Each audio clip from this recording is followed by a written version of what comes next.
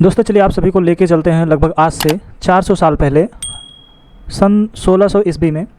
हम बात कर रहे हैं ईस्ट इंडिया कंपनी के आगमन के समय का। शुरू करने से पहले बता देते हैं कि मेरा नाम है प्रदीप चौरसिया और आप देख रहे हैं आपका अपना YouTube channel new Gurukul centre of excellence. आज का हमारा ये टॉपिक रहने वाला है, इसमें हम डिस्कस करेंगे गवर्नर जनरल और भारत के वायसराय कि गवर्नर जनरल कौन कब रहा और उसके समय में कौन से फैसले लिए गए, कौन से कानून या एक्ट पारित किए गए और भारत के कुछ वायसराय जो है नियुक्त किए गए थे वो जो है कब नियुक्त किए गए और उनका जो है कार्यकाल कब से कब तक रहा है, उनका जो है कार्यकाल कब से कब तक रहा है। इन सब चीज़ों पे आज हम डिस्कस करेंगे। तो दोस्तों यहाँ पे हम शुरू करते हैं कि देखो जो EIC थी यानी कि ईस्ट इंडिया कंपनी, जो ईस्ट इंडिया कंपनी थी वो 31 दिसंबर सन 1600 में जो है महारानी एलिजाबेथ जो फर्स्ट थी यानी कि जो क्वीन एलिजाबेथ फर्स्ट थी उनसे रॉयल चार्टर जो है प्राप्त करता है। क्या प्राप्त करता है? रॉयल चार्टर प्राप्त करता है और वो जो है फिर इंडिया में एंट्री करता है और लगभग 300 वर्षों की समयावधि, कितने साल, लगभग यहाँ पे मोर देन 300 ईयर्स जो है वो इंडिया में रहते हैं। और पहले तो वो ट्रेडिंग पावर के रूप में जो है यहाँ पे आते हैं यानी कि व्यापारिक शक्ति के रूप में आते हैं, लेकिन फिर धीरे धीरे वो जो है अपनी पॉलिटिकल पावर को जो है गेन करते हैं और उसको इंक्रीज़ करते हुए दुनिया की सबसे बड़ी पॉलिटिकल पावर्स के रूप में जो है उभर कर सामने आते हैं। और इस तरह जो जो ब्रिटिशर्स होते हैं वो दुनिया की सबसे बड़ी राजनीतिक शक्ति के रूप में जो है उभर कर सामने आते हैं। कहा जाता है कि ये जो एक छोटा सा क्या था, द्वीपीय देश था यानी कि आइलैंड था और उसके बारे में कहा जाता है कि वो एक ऐसा साम्राज्य था जिसका सूर्य जो है कभी अस्त ही नहीं हुआ। जो ब्रिटेन था वो एक ऐसा साम्राज्य था जो कभी भी, जिसका सूर्य जो है वो कभी अस्त ही नहीं हुआ और यहाँ पे बड़े साम्राज्यों में से एक के रूप में स्थापित होने में जो है वो सक्षम हुआ था। वो द्वीपीय देश था और वो जो है हर जगह पे उसने अपना उपनिवेश जो है बनाया, तो इसलिए उसके बारे में कहा जाता है कि वो एक ऐसा साम्राज्य था जिसका सूर्य कभी अस्त ही नहीं हुआ। अब देखो उसने जो है अपना इतना बड़ा साम्राज्य कैसे बनाया, तो उसके पीछे का जो रहस्य है वो एक स्ट्रांग और जो स्किल्ड ब्यूरोक्रेसी थी उसकी, जो उसकी जो एक स्ट्रांग और स्किल्ड जो ब्यूरोक्रेसी थी यानी कि मजबूत और कुशल नौकरशाही थी, उसने जो एक मेन रोल प्ले किया उसको एक स्ट्रांगनेस प्रदान करने में। इस तरह जो है जो EIC थी या फिर हम कह सकते हो जो ब्रिटेन थे, ब्रिटेन वासी थे, वो जो है अपनी मजबूत और कुशल नौकरशाही के दम पर वो एक स्ट्रांग उपनिवेश की स्थापना करते हैं।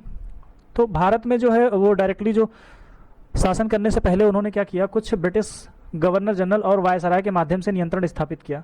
जो महारानी थी वहाँ की वो डायरेक्टली यहाँ पे शासन नहीं करती थी, वो अपना जो शासन का नियंत्रण था या रूल्स और रेगुलेशन थे उनको जो पास करती थी, तो उनका जो नियंत्रण था वो ब्रिटिश गवर्नर जनरल और वायसराय के माध्यम से किया जाता था। तो यहाँ पे हम बात करते हैं कि सबसे पहले गवर्नर जनरल की। तो जो गवर्नर जनरल का पद था वो 1773 से 1833 तक था। कितने से कब तक था? ये 1773 से 1833 तक था। तो सबसे पहले जब ईस्ट इंडिया कंपनी भारत आई थी, तो उसने बंगाल के गवर्नर को पद के नाम से बंगाल में जो है अपना नियंत्रण स्थापित किया। बंगाल के गवर्नर पद के माध्यम से अपना बंगाल में जो है नियंत्रण स्थापित किया था। जब ईस्ट इंडिया कंपनी आई थी तो उसने सबसे पहले एक गवर्नर का पद बनाया। कहाँ पे? गवर्नर का जो पद बनाया वो आपका बंगाल में बनाया और वहीं से जो अपना वो नियंत्रण स्थापित करती थी। और बंगाल के जो पहले गवर्नर थे उनका नाम था रॉबर्ट क्लाइव। अक्सर ये क्वेश्चन पूछा जाता है कि बंगाल के पहले गवर्नर कौन थे, तो बंगाल के जो पहले गवर्नर थे उनका नाम था रॉबर्ट क्लाइव। ठीक है। और जो अन्य प्रेसिडेंसी थी उस टाइम की, जो इंपॉर्टेंट या फिर जो मेन प्रेसिडेंसी थी, एक थी आपकी ये बॉम्बे और दूसरी थी मद्रास। बॉम्बे और मद्रास थी, इनके पास भी अपने जो है अलग अलग गवर्नर थे, लेकिन जो मेन जो शासन को नियंत्रित करने के लिए जो बनाया गया था वो बंगाल का गवर्नर था। ठीक है। फिर आता है रेगुलेटिंग एक्ट 1773। अब धीरे धीरे जो है ये खेल शुरू होता है। रेगुलेटिंग एक्ट 1773 जो है पास हुआ, तो जो बंगाल का गवर्नर था उसका जो नाम बदला गया। बंगाल का जो गवर्नर था उसका नाम बदल के रख दिया गया बंगाल का गवर्नर जनरल। बंगाल का गवर्नर जनरल इसका नाम रखा गया। और जो बंगाल के पहले गवर्नर जनरल थे उनका नाम था वॉरेन हेस्टिंग्स। क्या नाम था? Warren Hastings. और ये जो 1773 का रेगुलेटिंग एक्ट था, 1773 का रेगुलेटिंग एक्ट ऑफ 1773, तो इसके अंतर्गत क्या किया गया, जो बंगाल का गवर्नर जनरल था इसके अधीन किसको कर दिया गया? इसके अधीन कर दिया गया बॉम्बे को और मद्रास के गवर्नर को। ठीक है। तो बंगाल का जो गवर्नर का पद था उसको नाम बदल के क्या किया गया? बंगाल का गवर्नर जनरल। यहाँ पे ऐसे समझेंगे, ये रहा आपका बंगाल तो बंगाल में पहले जो पद था वो था किसका, गवर्नर का, और 1773 का रेगुलेटिंग एक्ट पास होता है। फिर जो बंगाल का गवर्नर था उसका नाम बदल के रखा गया गवर्नर जनरल। क्या रखा गया, गवर्नर जनरल। और जो बंगाल का पहला गवर्नर जनरल बना उसका नाम था वॉरेन हेस्टिंग्स। क्या नाम था उसका, वॉरेन हेस्टिंग्स था, ठीक है। और इस वॉरेन हेस्टिंग्स के अंतर्गत या अधीन कर दिया गया किसको, मद्रास को। मद्रास और जो बॉम्बे था, बॉम्बे प्रेसिडेंसी थी, उसके जो गवर्नर थे, उसको जो है बंगाल के गवर्नर जनरल के अधीन कर दिया गया। अब हम बात करते हैं कि भारत का गवर्नर जनरल 1833 से 1858। देखो बंगाल का जो गवर्नर जनरल था वो 1773 से 1833 तक, बंगाल का गवर्नर जनरल 1773 से 1833 तक। फिर वहीं बात करते हैं कि भारत का गवर्नर जनरल, पहले सिर्फ जो गवर्नर जनरल था वो सिर्फ बंगाल का था, उसके बाद फिर जब ये चेंज किया गया तो ये पूरा कर दिया गया किसका, भारत का गवर्नर जनरल। कब, 1833 में। तो जो चार्टर एक्ट आता है, चार्टर एक्ट 1833, तो चार्टर एक्ट 1833 जब आता है तो यहाँ पे क्या किया गया, जो बंगाल का गवर्नर जनरल का जो पद था उसका नाम रखा गया गवर्नर जनरल ऑफ इंडिया। क्या रखा गया, गवर्नर जनरल ऑफ इंडिया, ठीक है। कब रखा गया, 1833 में चार्टर एक्ट आया, चार्टर एक्ट ऑफ 1833। तो उसके तहत क्या किया गया, जो बंगाल का गवर्नर जनरल का पद था उसका नाम बदल के पुनः क्या रखा गया, भारत का गवर्नर जनरल। अब ये क्या इसका नाम रखा गया, भारत का गवर्नर जनरल रखा गया। और भारत के जो पहले गवर्नर जनरल थे उनका नाम था विलियम बेंटिक, विलियम बेंटिक, ठीक है। और ये जो पद था इसका जो मेन पर्पस था वो था जो प्रशासनिक उद्देश्य थे उनको पूरा करने के लिए था। और ये जो इसका रिपोर्टिंग का काम था, यानी कि जो विलियम बेंटिक जो पहला क्या बना, गवर्नर जनरल ऑफ इंडिया जो बना, ये जो है ईस्ट इंडिया कंपनी के जो कोर्ट ऑफ डायरेक्टर्स थे, मैंने बताया था एक वीडियो में कि उस टाइम पे जब बनाया गया तो बोर्ड ऑफ डायरेक्टर्स और board of controls and court of directors, ठीक है। तो ये जो कोर्ट ऑफ डायरेक्टर्स थे किसके, कंपनी के जो निदेशक मंडल था, यानी कि कंपनी का निदेशक मंडल, कंपनी का निदेशक मंडल था, उसको ये रिपोर्ट करेगा, कौन करेगा, गवर्नर जनरल ऑफ गवर्नर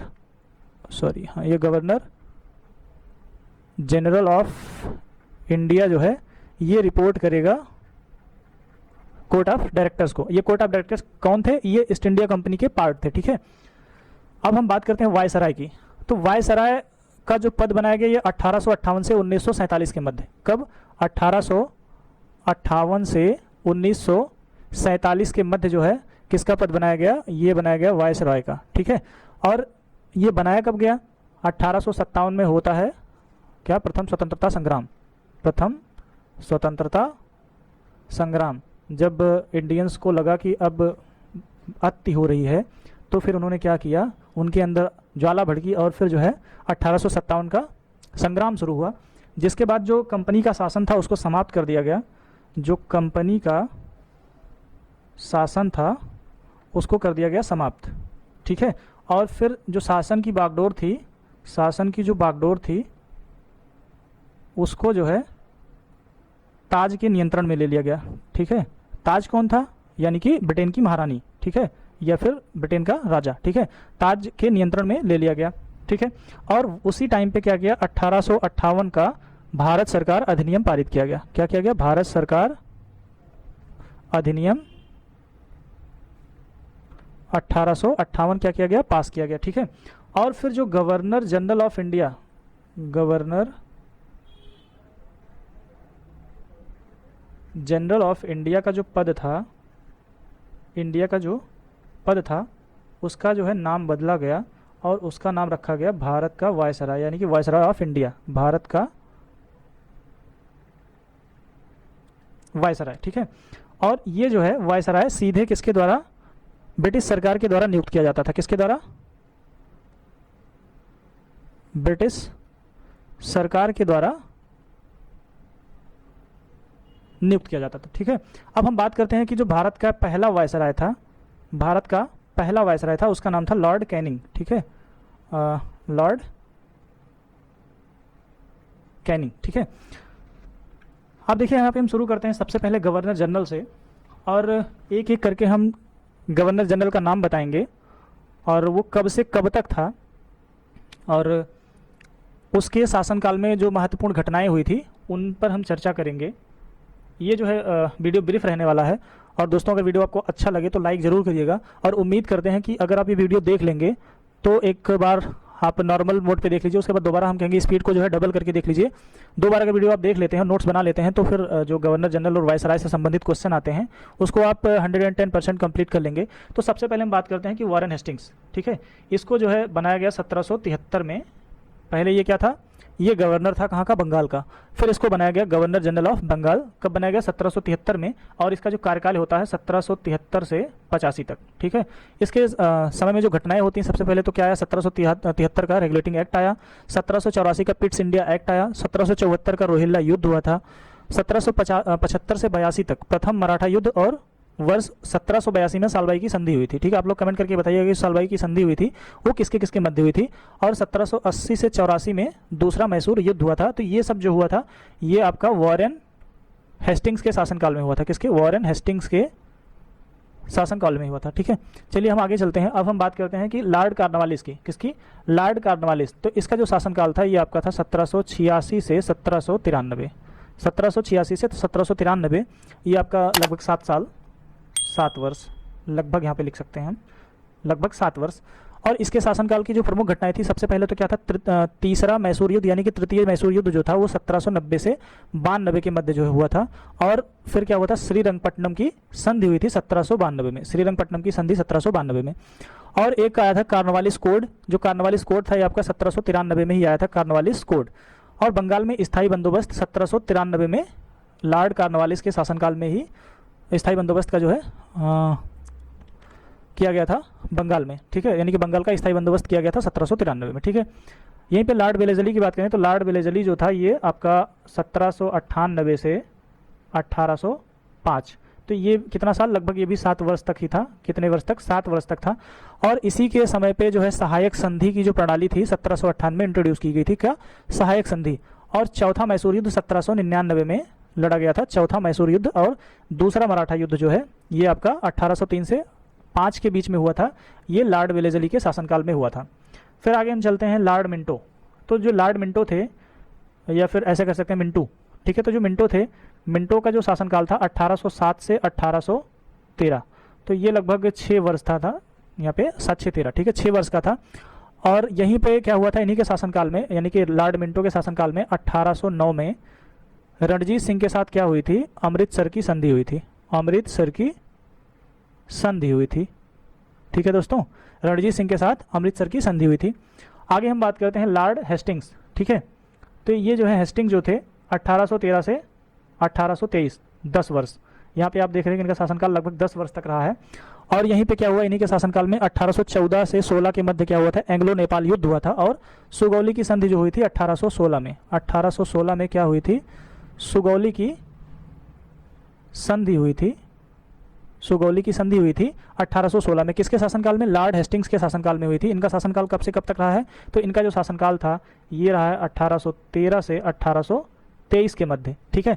और तीसरा मराठा युद्ध जो हुआ था 1817 से 1819 के मध्य, तीसरा जो मराठा युद्ध था 1817 से 1819 के मध्य हुआ था। और यहाँ पे मराठा परिसंघ जो था उसका विघटन होता है, यानी कि जो मराठा था, मराठा जो संघ थे या फिर जो मराठा साम्राज्य था उसका विघटन हो गया था, मराठा साम्राज्य का विघटन हो गया था, ठीक है दोस्तों। वीडियो आपको अच्छा लग रहा हो तो लाइक ज़रूर करिएगा, कमेंट करके ज़रूर बताइएगा कि वीडियो कैसा लग रहा है, और अपने दोस्तों को ज़रूर शेयर करिएगा ताकि आगामी जो परीक्षाएं हों उसमें जो है ये उसका फ़ायदा उठा सकें।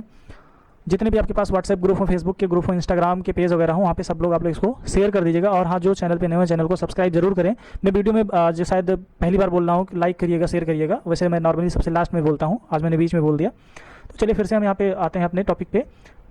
1820 में ही रैयतवाड़ी, 1820 में ही रैयतवाड़ी प्रणाली की स्थापना की गई। किसकी, 1820 में रैयतवाड़ी प्रणाली की स्थापना की गई, रैयतवाड़ी प्रणाली की स्थापना की गई।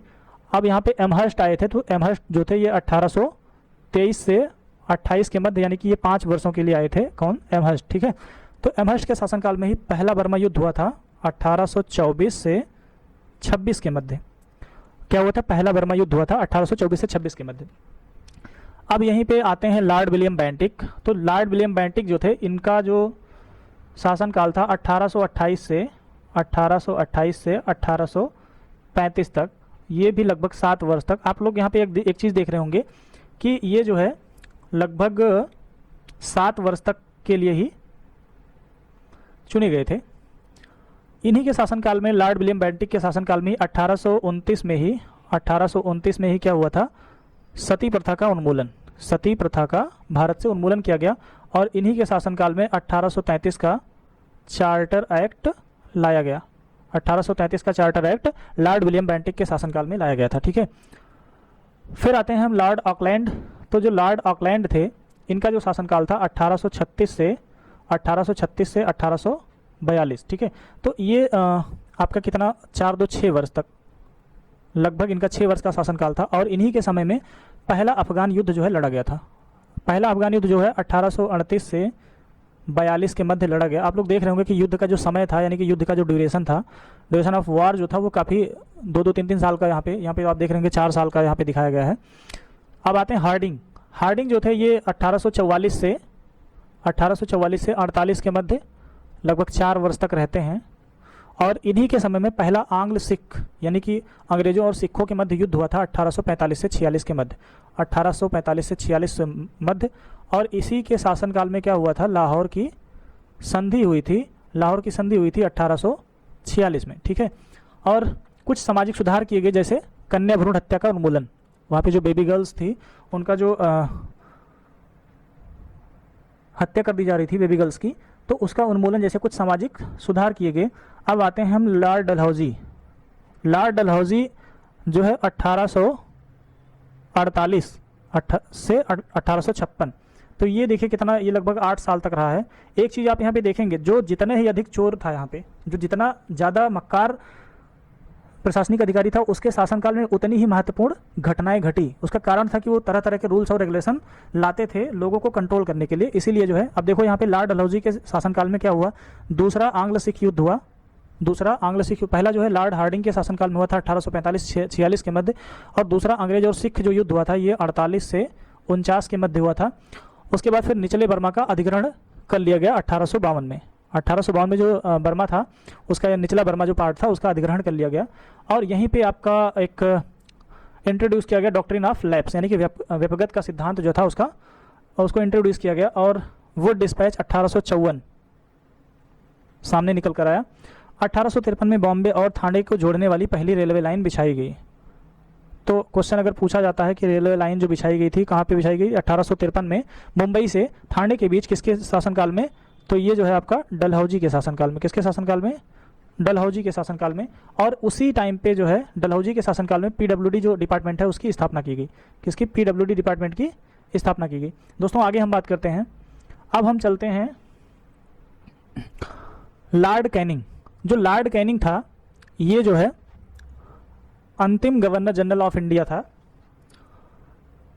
और इसका जो शासनकाल रहा है 1856 से 1862, ये इसका जो शासनकाल रहा है ये मिक्स रूप में किसके, governor general of India plus vice Roy के रूप में रहा है।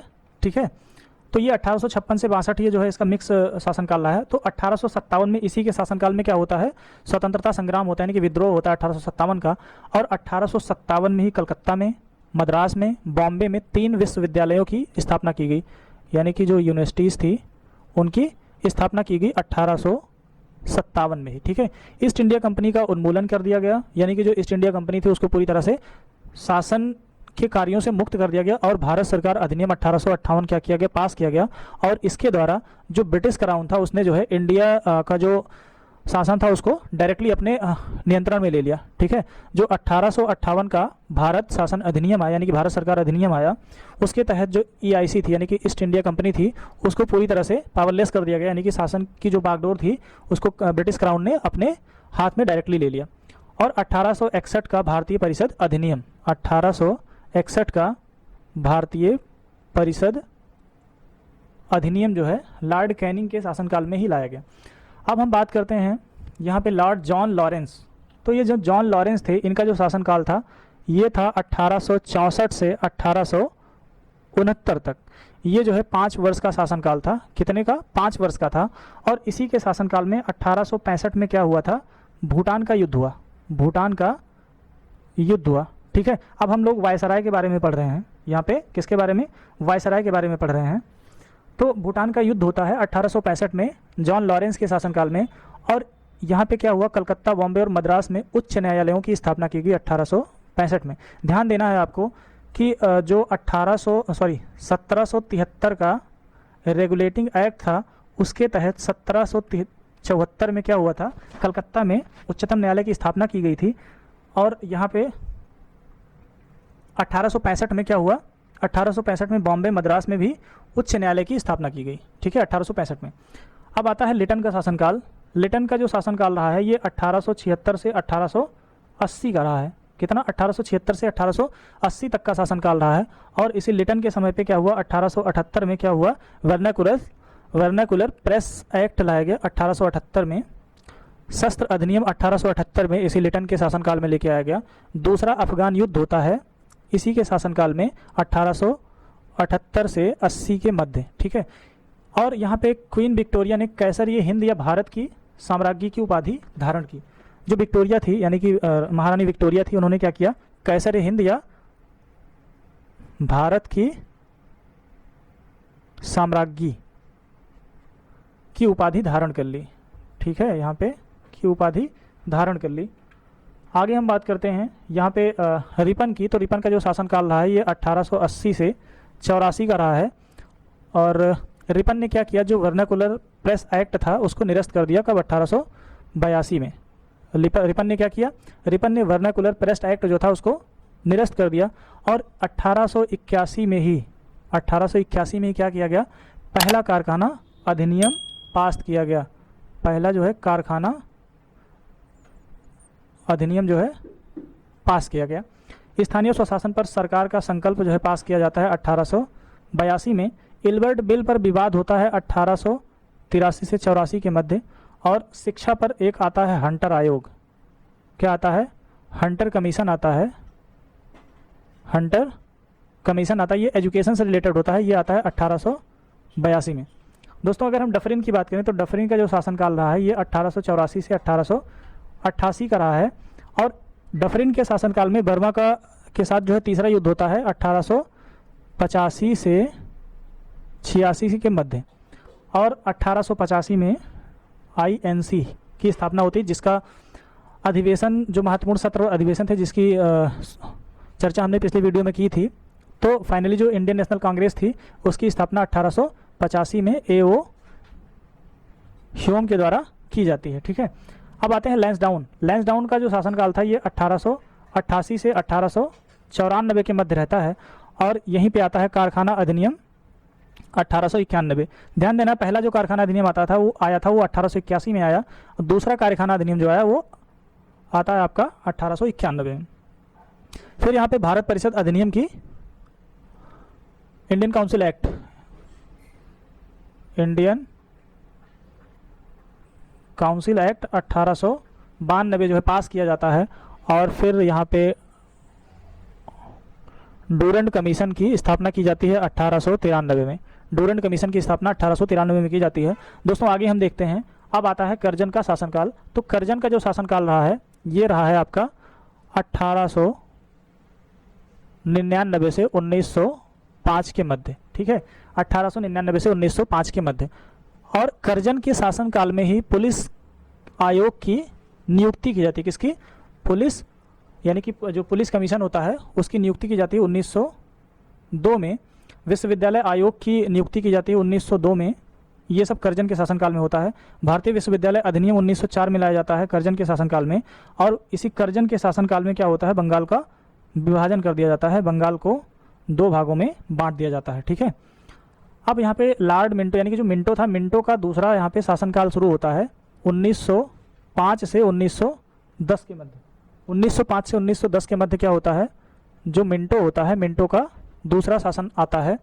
और मिंटो के शासनकाल में ही 1905 से 11 के मध्य क्या होता है, स्वदेशी आंदोलन चलता है। स्वदेशी आंदोलन चलता है। और इसी के शासनकाल में, मिंटो का जो दूसरा शासनकाल था उसी के शासनकाल में सूरत अधिवेशन जो होता है, उसी सूरत अधिवेशन में कांग्रेस जो होता है उसका विभाजन कर दिया जाता है 1907 में, जो सूरत का अधिवेशन था वहाँ पे कांग्रेस को विभाजित कर दिया जाता है दो भागों में, और वो गरम दल और नरम दल, यानी कि एक था उग्र और नम्र, ठीक है। तो गरम दल और यानी कि गरमपंथी और चरमपंथी और नरम पंथी में जो है इनको विभाजित कर दिया जाता है। और इसी टाइम पे मुस्लिम लीग की स्थापना 1906 में मुस्लिम लीग की स्थापना की जाती है, और इसी के शासनकाल में 1909 में मार्ले मिंटो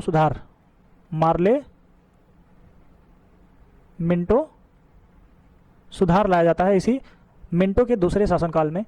अब यहाँ पे फिर आता है हार्डिंग का दूसरा शासनकाल। जो हार्डिंग का दूसरा शासनकाल होता है 1910 से 1916 के मध्य रहता है। और हार्डिंग ने क्या किया अपने दूसरे शासनकाल में, इसने बंगाल का जो विभाजन था उसको रद्द कर दिया। 1911 में इसी हार्डिंग के दूसरे शासनकाल में जो बंगाल का विभाजन था उसको रद्द कर दिया गया। बंगाल का विभाजन करजन के शासनकाल में 1905 में हुआ था। कब हुआ था? 1905 में हुआ था। और यहीं पे जब हार्डिंग का दूसरा शासनकाल आता है तो उसने जो बंगाल का विभाजन था उसको रद्द कर दिया।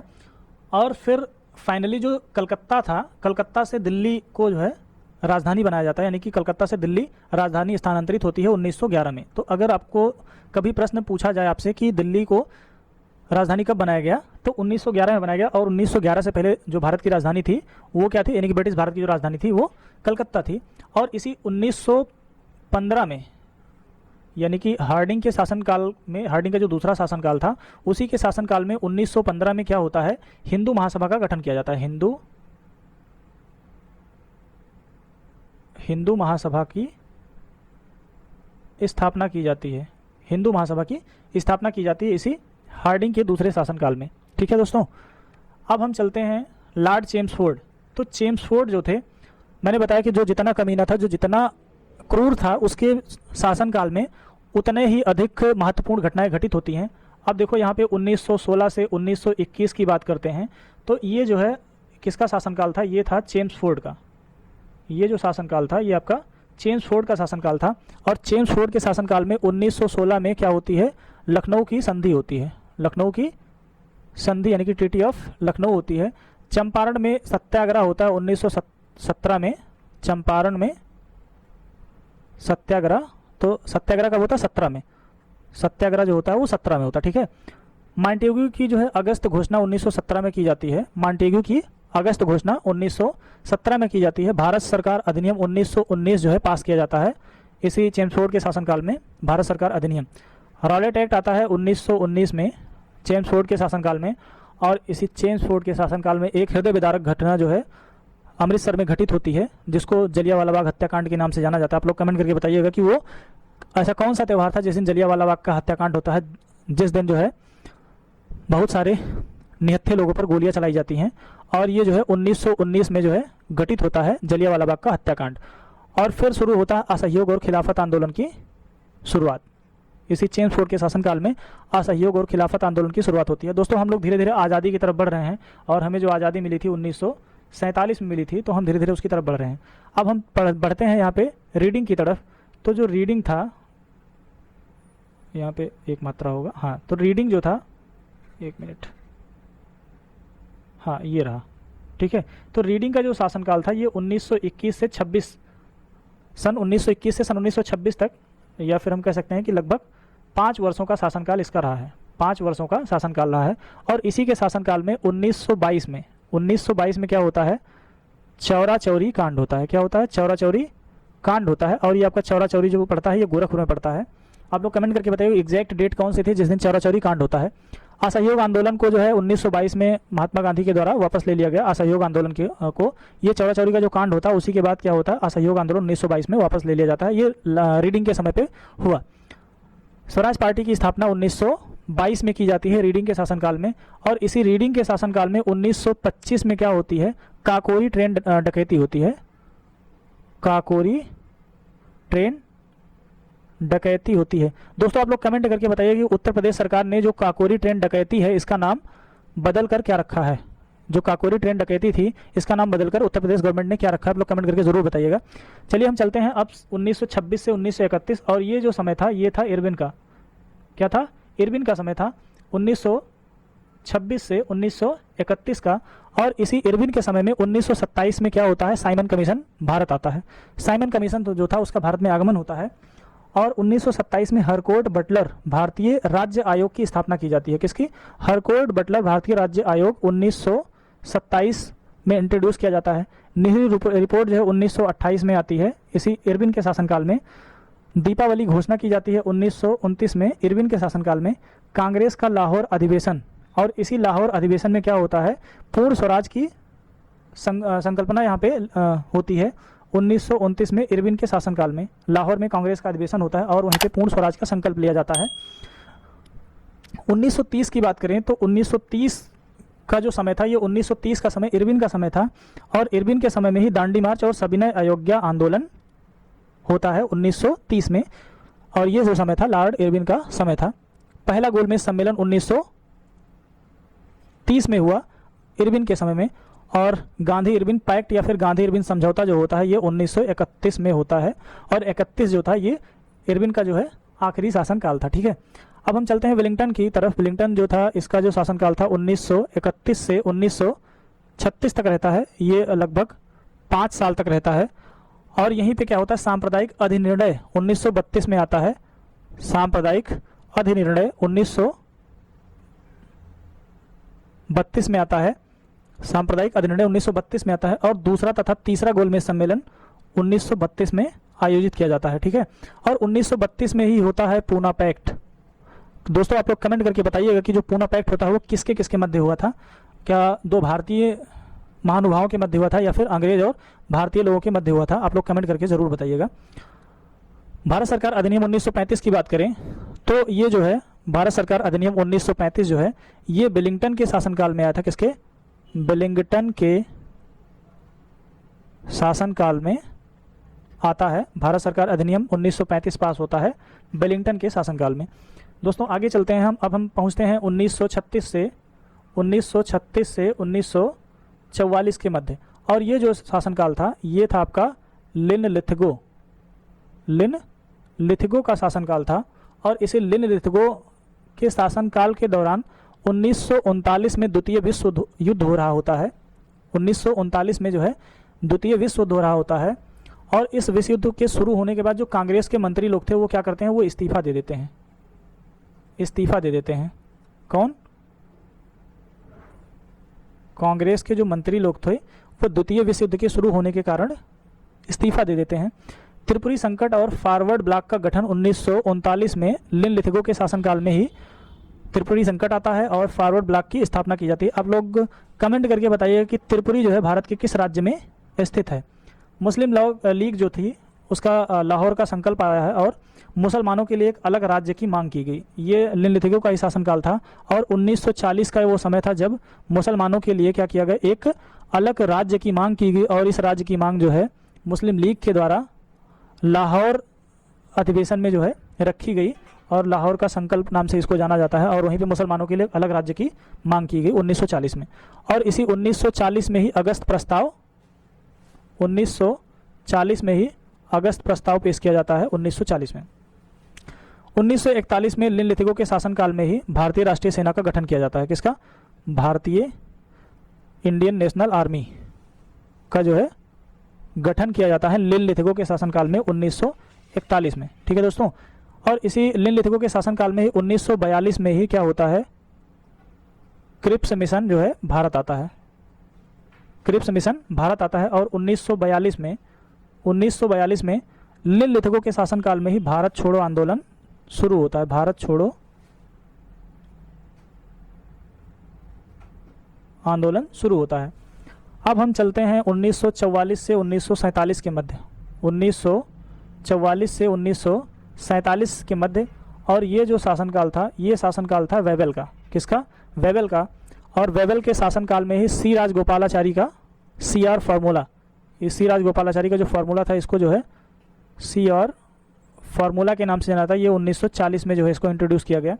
वेबल योजना और शिमला सम्मेलन 1942 में होता है। किसके शासनकाल में? वेबल के शासनकाल में। वेबल के शासनकाल में ही 1946 में ही कैबिनेट मिशन पेश किया जाता है। कैबिनेट मिशन पेश किया जाता है 1946 में ही। वेबल के शासनकाल में ही प्रत्यक्ष कार्यवाही दिवस की शुरुआत होती है। प्रत्यक्ष कार्यवाही दिवस की शुरुआत होती है। ठीक है दोस्तों, फिर हम बात करते हैं क्लीमेंट एटली द्वारा भारत में ब्रिटिश शासन की समाप्ति की घोषणा। आप लोग कमेंट करके बताइएगा क्लीमेंट एटली कौन थे। आप लोग के लिए क्वेश्चन है, कमेंट करके जरूर बताइएगा। तो 1947 में जो क्लीमेंट एटली थे उन्होंने घोषणा की कि भारत में ब्रिटिश शासन की समाप्ति हो गई है। ठीक है, किसके द्वारा? क्लीमेंट एटली के द्वारा घोषणा की जाती है कि भारत में ब्रिटिश शासन की समाप्ति कर दी गई है। ठीक है, अब हम बात करते हैं लॉर्ड माउंटबेटन की। तो लॉर्ड माउंटबेटन का जो शासनकाल रहता है ये 1947 से 1948 यानी कि 1 वर्ष का रहता है। किसका? कितने वर्ष का? 1 वर्ष का रहता है। और लॉर्ड माउंटबेटन के शासनकाल में ही 1947 में क्या किया जाता है? जून थर्ड प्लान आता है। और 1947 में ही रेड क्लिफ कमीशन 1947 आता है। भारत को स्वतंत्रता मिलती है लॉर्ड माउंटबेटन के शासनकाल में ही 1947 में 15 अगस्त को। ठीक है दोस्तों, अब हम बात करते हैं 1948 से 1950, 1948 से 1950 के मध्य। और ये 1948 से 50 का जो मध्य था ये भारत के अंतिम गवर्नर जनरल का शासनकाल था। क्या था? भारत के अंतिम गवर्नर जनरल, क्योंकि उसके बाद भारत में फिर कोई और गवर्नर जनरल का पद नहीं रह गया। और ये वही समय था जिस समय भारत में प्रथम भारतीय गवर्नर जनरल बनाया गया था। और 1950 में स्थायी रूप से यह पद समाप्त कर दिया गया। 1950 में ये जो पद था समाप्त कर दिया गया। तो दोस्तों बस आज के लिए इतना ही। वीडियो अच्छा लगा तो लाइक ज़रूर करिएगा, शेयर करिएगा और चैनल को सब्सक्राइब जरूर करिएगा। Thank you.